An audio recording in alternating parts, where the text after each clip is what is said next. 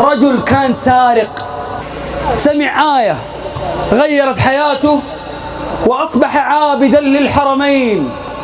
هذه الآية في سورة الحديد: ألم يأن للذين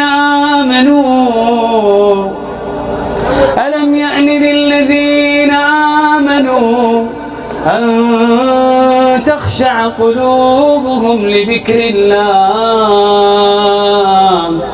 لذكر الله وما نزل من الحق. هذا وهو يسرق قال: بلى قد آن. كلام الله يا إخواني يخرج الإنسان من الظلمات إلى النور.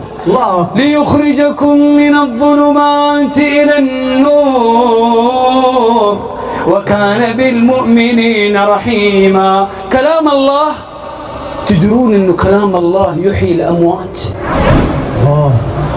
أومن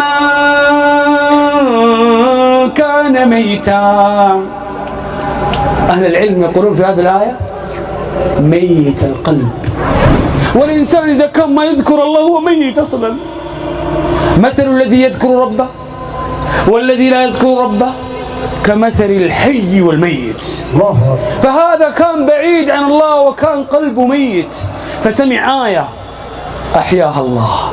أومن كان ميتا فأحييناه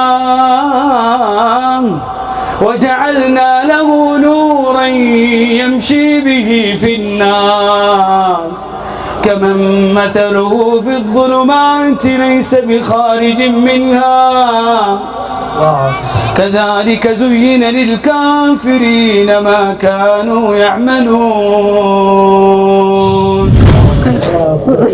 الله يفتح عليك. لك عدت من سراب فيه تهت وعلى وجهي شظايا ندم فيه